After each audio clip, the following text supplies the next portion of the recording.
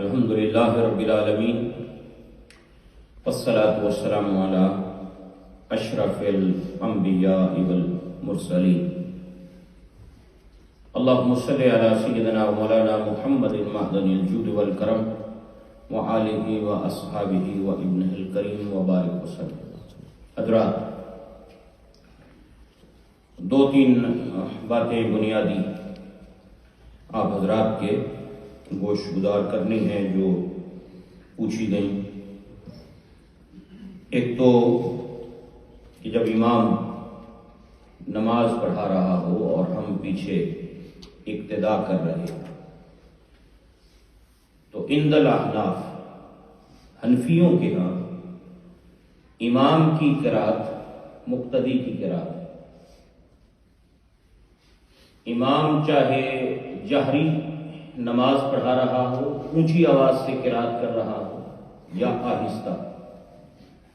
عشاء میں اونچی آواز سے الحمد شریف پڑھی جاتی ہے، سورت پڑھی جاتی ہے، فجر میں پڑھی جاتی ہے، مغرب میں پڑھی جاتی ہے۔ ظہر اور عصر میں امام خاموش رہتا ہے یا آہستہ پڑھتا ہے۔ عند الاحناف امام جب قرات کرتا ہے تو مقتدی جو پیچھے جماعت میں شریک ہیں وہ اللہ اکبر کہہ کر، شروع سے اگر شریک ہیں تو صرف سبحانک اللہ پڑھتے ہیں، ثنا پڑھنے کے بعد خاموش رہتے ہیں۔ امام اونچی آواز سے یا آہستہ آواز سے فاتحہ پڑھتا ہے، سورت ملاتا ہے اور پھر رکوع و سجود کرتا ہے۔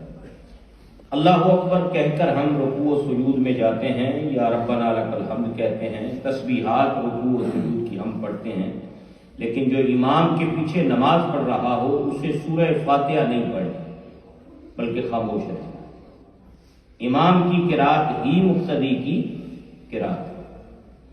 تو یہ چیز خواتین بھی جو نیچے ہماری مائیں بہنیں ہیں وہیں سے ایک سوال پوچھا گیا تھا بالخصوص، اور ہم سب کے لیے ذہن نشین کرنے والی بات ہے کہ آپ کسی بھی امام کے پیچھے جب نماز پڑھ رہے ہیں اس کی ابتدا میں کہ پیچھے سے امام کے اللہ اکبر، تو امام کی قرات اب آپ کی قرات ہے۔ آپ نے پیچھے فاتحہ شریف نہیں پڑھنی، خاموشی سے کھڑے رہنا ہے۔ رکوع و سجود کی تسبیحات اور اللہ اکبر کہہ کر آنا جانا جو ہے وہ آپ پڑھیں گے، لیکن سورہ فاتحہ نہیں پڑھیں گے۔ امام کا پڑھنا ہی ہم سب کے لیے کافی ہے۔ یہ احناف کے ہاں، عند الاحناف یہ ہمارا اعتماد ہے۔ دوسری بات کہ رکوع اور سجود کے اندر عام طور پر ہمارے لوگ سستی کرتے ہیں۔ رکوع اور سجدہ پراپر ہم اس کو ادا نہیں کرتے۔ فار ایگزامپل، جب ہم رکوع میں جاتے ہیں تو رکوع میں اللہ اکبر کہہ کر آپ جب گئے ہیں تو ایک تو یہ یہاں تک نہیں رکنا، بلکہ آپ کی پشت بالکل سیدھی ہونی چاہیے۔ یہ جو آپ کی بیک ہے بالکل فلیٹ ہونی چاہیے۔ یہ ہاتھ آپ کی کونیاں ایسے نہ مڑی ہوئی ہوں، ایسے، بلکہ آپ نے اس کو سیدھا رکھنا ہے اس کو، تاکہ آپ کی بیک سیدھی رہے اور آپ کی نظر ان دو پاؤں کے درمیان والی جگہ کی طرف ہو۔ پھر آپ نے رکوع سے جب کھڑے ہونا ہے تو یہاں آ کر سیدھے نیچے نہیں چلے جانا، بلکہ آپ نے یہ پراپر کھڑا ہونا ہے، قوما۔ یہ واجب ہے۔ جان بوجھ کے آپ چھوڑیں گے تو سجدہ سہو آپ کو کرنا پڑے گا۔ آپ نے واجب کو ترک کیا۔ ترک واجب جب ہوتا ہے تو سجدہ سہو کرنے سے نماز درست ہوگی۔ تو اکثر دیکھا گیا ہے کہ رکوع میں گئے، اول تو یہاں تک گئے، کسی نے یہاں تک رکھے اور پھر وہ پراپر گئے نہیں، پھر ایسے ہی جناب ایسے تھوڑا سا اٹھے، ساتھ ہی اللہ اکبر کہہ کے نیچے گئے۔ واجب آپ نے چھوڑ دیا۔ یہ جو کھڑا ہونا ہے پراپر اور ربنا لک الحمد کہنا ہے، یہ واجب ہے عند الاحناف۔ اسی طرح دونوں سجدوں کے درمیان بیٹھنا، جلسہ، ایک سجدہ کیا پراپر اٹھ کے سیدھے بیٹھے، یہ نہیں ہے جو سجدے سے تھوڑا جا اٹھے نال اللہ اکبر دوجا سجدہ۔ یعنی یہ دو واجبات ہیں جن کو اکثر لوگ ترک کر دیتے ہیں۔ اس کو ترک نہیں کرنا یہ انتہائی ضروری ہے، اس میں پوری احتیاط رکھنی ہے۔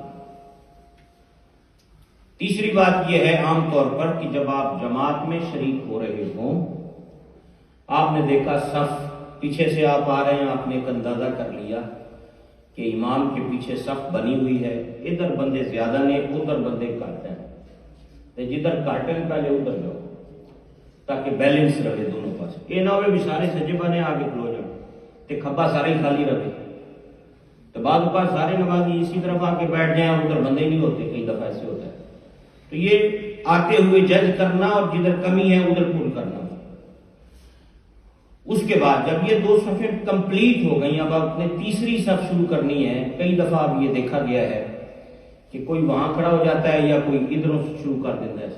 ہمیشہ امام کے پیچھے سے نئی صف شروع کرنی۔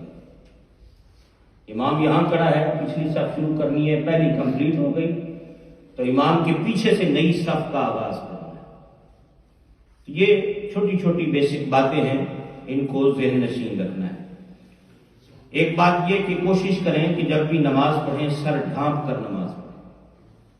نبی پاک صلی اللہ علیہ وسلم نے سوائے حج اور عمرہ کے موقع پر کبھی ننگے سر نماز نہیں پڑھی، ہمیشہ سرکار نے سر ڈھانپ کے نماز پڑھی۔ کبھی چونکہ احرام میں 2 چادریں ہوتی ہیں تو ان 2 چادروں کے علاوہ تیسری کوئی چیز ہوتی نہیں ہے، اس موقع پر آپ کا سر انور کھلا رہا، وگرنہ ہمیشہ آپ کبھی گھر سے باہر تشریف لائے تو چادر ہوتی تھی یا ٹوپی ہوتی تھی یا عمامہ ہوتا تھا۔ تو یہ نبی پاک صلی اللہ علیہ وسلم کا مبارک عمل ہے اس حوالے سے۔ اسی طرح بعض اوقات اب یہ بھی دیکھتے ہیں کہ فجر کی نماز میں لوگ آتے ہیں، سنتیں پڑھنی ہوتی ہیں۔ اول آپ کوشش کیا کریں سنتیں گھر سے پڑھ کے آیا کریں، یہ افضل طریقہ ہے اور سنت طریقہ ہے۔ نبی پاک علیہ السلام فرض مسجد میں پڑھتے تھے، سنتیں گھر سے پڑھ کے آتے تھے، نوافل گھر جا کے پڑھتے تھے۔ اس لیے ہمیں تعلیم یہ دی کہ گھروں کو قبرستان نہ بناؤ، گھروں میں بھی نمازیں پڑھا۔ تو سنتیں اور نوافل یہ گھر میں پڑھنے والے اصولی طور پر، لیکن اگر آپ آ کر پڑھتے ہیں، یہاں امام فجر کی جماعت ہو رہی ہے، بعض دفعہ ہوتا ہے کہ ادھر جماعت کھڑی ہے یا کھڑی ہونے والی ہے تو پہلی صف میں آ کے سنتیں نہیں پڑھنی، سنتیں پیچھے کھلو کے پڑھنی ہے، دور ہٹ کے۔ یا جماعت اگر فجر کی ہو رہی ہے، چونکہ ان سنتوں کی تاکید ہے بہت زیادہ، تب بھی پیچھے پڑھنی ہے، صف میں آ کے نہیں پڑھنی۔ تو یہ 2-4 باتیں آج کچھ انشاءاللہ باقی کل کریں گے۔ پارکنگ کا خاص خیال رکھا کریں، اسپیشل یہ جو ایریا ہے یہاں اولڈ ہوم ہے، لوگ ڈسٹرب ہوتے ہیں، پھر وہ شکایتیں اکثر کرتے ہیں، تو اس لیے آپ حضرات سے یہ گزارش ہے۔ دوسرا یہ ہے کہ بچے جو ہیں کافی شرارتیں کرتے ہیں پیچھے، ان کو تھوڑا کنٹرول کرنے کی ضرورت ہے۔ نیچے بھی جاتے ہیں، تنگ کرتے ہیں، چیزیں بند کر دیتے ہیں، ٹوائلٹس بلاک ہو جاتے ہیں کئی دفعہ، اندر وہ جناب رول پورا اندر ہی سیٹ آئے ہوئے۔ تو یہ 2-3 دنوں سے بچوں کو کنٹرول کرنا جو ہے یہ بڑا ضروری ہے۔ پیچھے دوست موجود ہوتے ہیں لیکن پھر بھی جو والدین بچوں کو لائیں اپنے ساتھ کھڑا کریں۔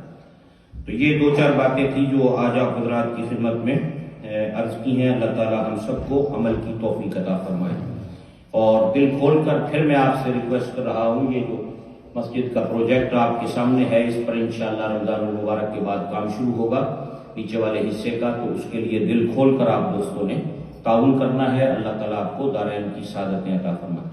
یہ بھائی شبیر نوج بیٹھے ہیں، ان کے والد گرامی پچھلے دنوں پاکستان گئے تھے، وہاں ان کا انتقال ہو گیا۔ اللہ تعالیٰ ان کی بخشش مغفرت فرمائے، جوار رحمت میں جگہ عطا کرے۔